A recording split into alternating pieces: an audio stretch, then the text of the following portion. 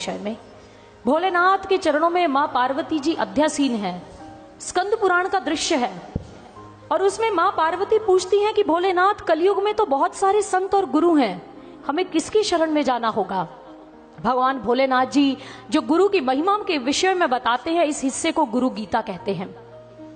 और भोलेनाथ जी ने कहा, पार्वती, इस संसार में 7 प्रकार की श्रेणी के गुरु होते हैं: सूचक, वाचक, बोधक, निषिद्ध, विहित, कारणाख्य और परम गुरु।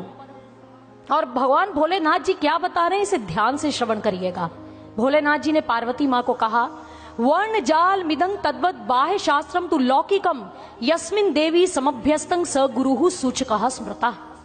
जो हमें बाह्य शास्त्रों का अभ्यास करना सिखाए उसे सूचक गुरु कहा गया। वर्णाश्रमोचितांग विद्यांग धर्माधर्म विधायनिम प्रवक्तारंग गुरुंग विद्धि वाचक सित्वती पार्वती। हे पार्वती, जो वर्ण और आश्रम को सिद्ध करने वाली, धर्म अधर्म का विधान करने वाली, इन शास्त्रों का प्रवचन करता है, ऐसी विद्या का प्रवचन करता है, उसे वाचक गुरु कहा गया। पंचाक्षर आदि बोधा नाम, पंचाक्षर आदि मंत्र नाम उपदेष्टा तु पार्वती स गुरुर बोधको भूयाद उभ्योर्य मुत्तमाह। जो मात्र पंचाक्षरी मंत्र का दान देता है, ऐसी शिक्षा आपको देता है, उसे बोधक गुरु कहा गया है भोलेनाथ जी के अनुसार। आगे वो बताते हैं, मोह मारण वश्यादि तुच्छ मंत्रोपदर्शिनम निषिद्ध गुरु रित्याहु पंडिताः तत्वदर्शिनाः। जो मोहन, मारण, वशीकरण आदि तुच्छ मंत्रों का उपदेश देता है, तत्वदर्शी महापुरुष विद्वान लोग उन्हें निषिद्ध गुरु की श्रेणी में रखते हैं। अनित्यमिति निर्दिश्य संसारे संकटाल्यम वैराग्य पथ दर्शी यह स गुरुर विहितः प्रिय।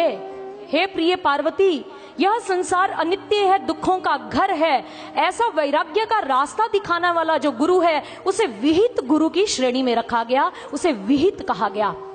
आगे उन्होंने कहा, तत्वम स्यादि वाक्यानाम उपदेष्टा तु पार्वती कारणाख्य गुरु प्रोक्तो भव रोग निवारकः। जो तत्वमसि महावाक्य का उपदेश देता है, उसे कारणाख्य गुरु कहा गया।